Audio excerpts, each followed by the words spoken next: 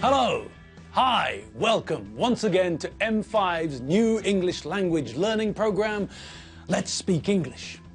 I'm Gav Duncan and I'm here on your TV screen to help you learn English. Now, are you sitting comfortably? Yes? Good.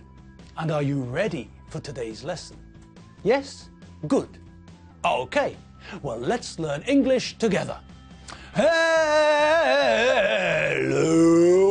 again. How are you all today?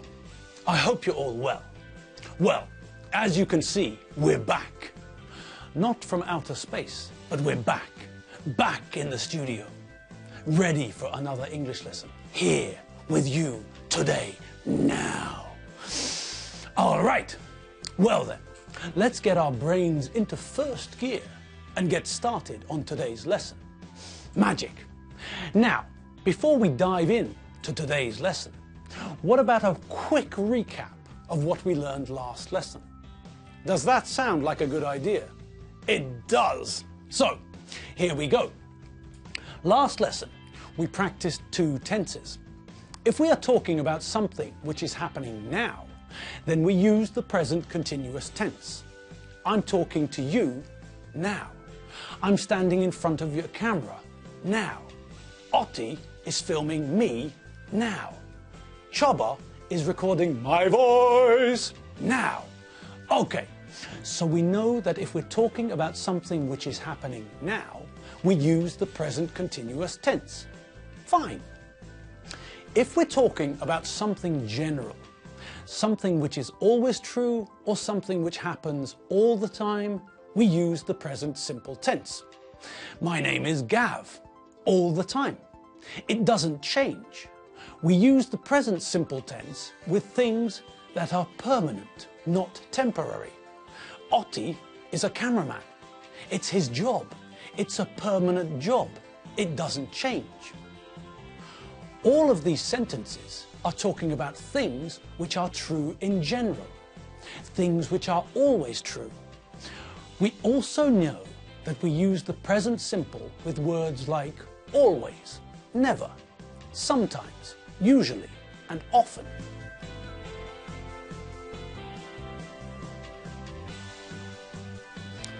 Okay, we can use the present simple and present continuous tenses.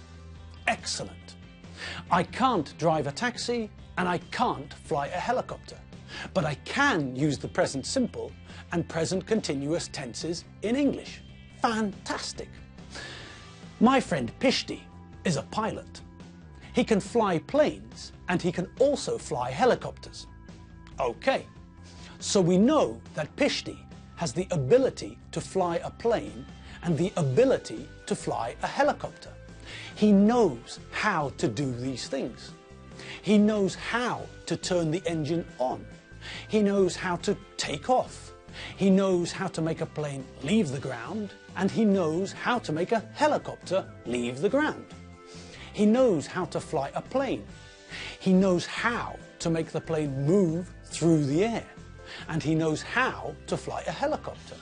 He knows how to make a helicopter move through the air. It's also very, very important that he knows how to land a plane. He knows how to make the plane move through the air and rest on the ground. It's also very, very important that he knows how to land a helicopter. He knows how to make the helicopter move through the air and rest on the ground. So, Pishti knows all this. He's got this ability. He knows what to do, when. He knows how to make the helicopter or plane move up and down, left and right, and forwards and backwards. Okay, planes don't normally move backwards, but helicopters do. So, Pishti's got this knowledge in his head. He's trained to fly planes and he's trained to fly helicopters. He's got the ability. So, we say Pishti is a pilot. He can fly planes and he can fly helicopters. Now, if Pishti is relaxing in Balaton Füred, sitting by the lake drinking... what? I don't know, drinking a cocktail. Okay, now Pishti is not flying. He's relaxing by the lake, drinking a cocktail with his wife, watching his kids play in the lake. Good. So, we know that now, at this moment, he's not flying a plane and he's not flying a helicopter. He's sitting by the lake with his wife, drinking a cocktail. He's watching his children play in the water. But what about the question, what does he do? Now, do you remember that this question is a synonym for another question? You do? Great!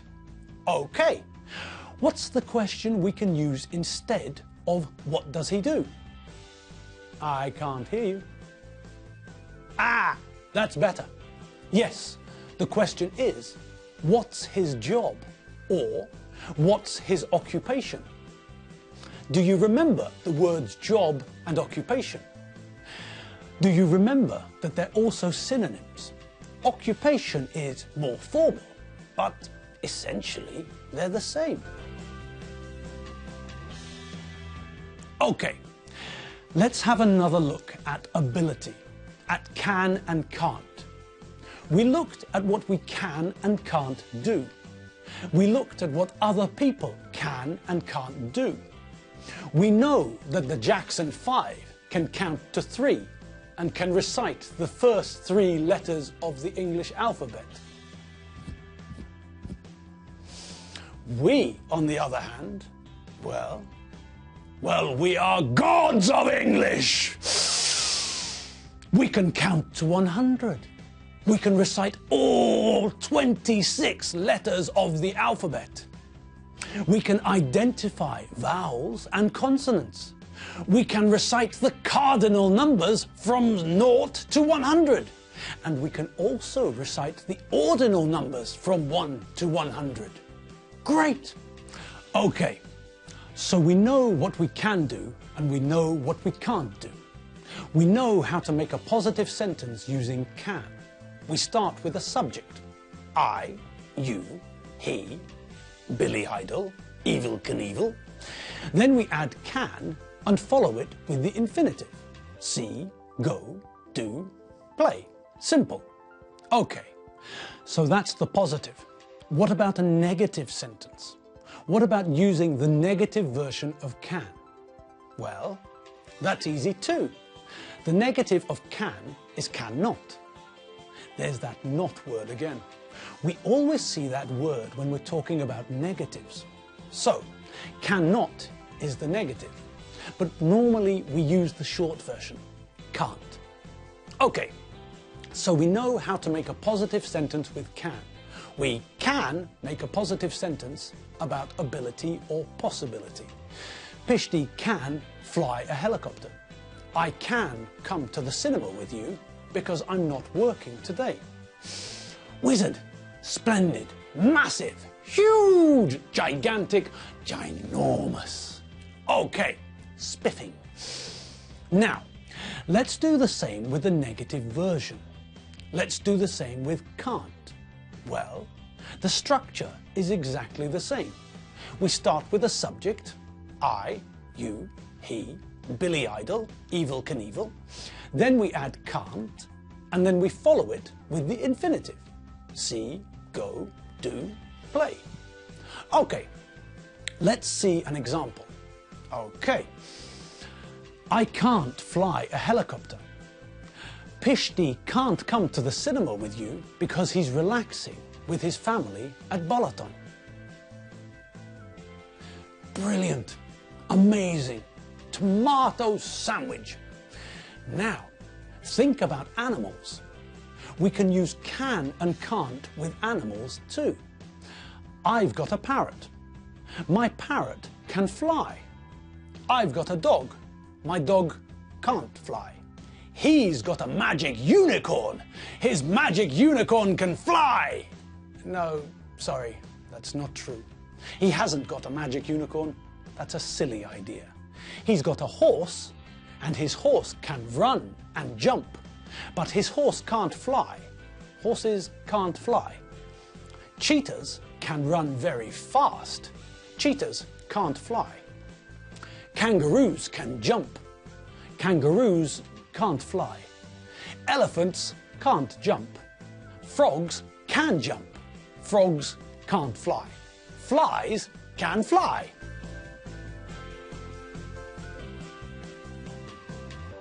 Okay, so we don't only use can and can't for people. We can use it for animals, for machines. My computer can't open this file. We can use it for lots of things. My phone can play music and take photos. Okay, and now we get to... what? You're right, you're darn tootin'. The question. How do we use can in a question? Well, what do you remember from this week's lessons? That's right.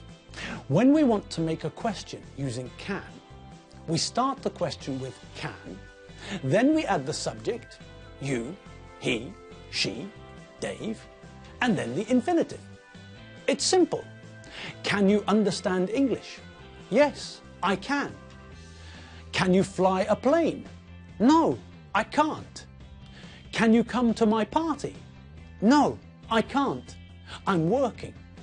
Can you play the piano? No, I can't. Can she play chess? Yes, that's Paul Gard-Judith. She can play chess very well. Can your dog run fast? No, it can't. My dog's only got 3 legs. Can your parrot fly? No, it can't. My parrot's only got 1 wing. Great! Wonderful! Congratulations and respect to the gods of English out there in Hungarian TV land. Brilliant! Hair gel, hairspray, hairnet, wig! Okay, let's check the tenses again. Have a look at this photo of our old friend Darth Vader.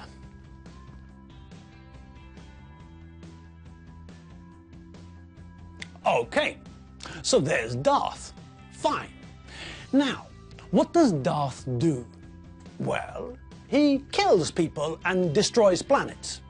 I'm a teacher, Pishti's a pilot, and Darth, well, Darth kills people and destroys planets. Oh, now we know what Darth does. We know what his occupation is. But, what's he doing now? Well, now he's drinking a cup of hot chocolate. What else is he doing? Well, he's reading a magazine. Okay, so we know what Darth does. We know his job, his occupation. But we also know that he's not working now. Now he's relaxing. He's drinking a cup of hot chocolate and he's reading a magazine. We use the present simple when we talk about general things, things which are always true, like Darth's name and his occupation. But when we talk about what's happening now, we use the present continuous. This is Darth Vader. His first name is Darth. His surname is Vader. And now he's relaxing. He's drinking coffee and reading a magazine. Fantastic! Death Star, Star Wars, Star Trek, the A-Team, Starsky and Hutch. Good. Now today, we also practiced using can and can't. I don't know what magazine Darth is reading. Why? Because I can't see the cover of the magazine. Okay, that's all we have time for today. You have been watching me, Gav Duncan, on M5's English language learning program, Let's Speak English. Anyway, we're out of time, so I'll see you next lesson. I had fun today. I hope you had fun too. I'm Gav Duncan, not Darth Vader, and I'm not Thor. I'll see you next time. See you later. Bye.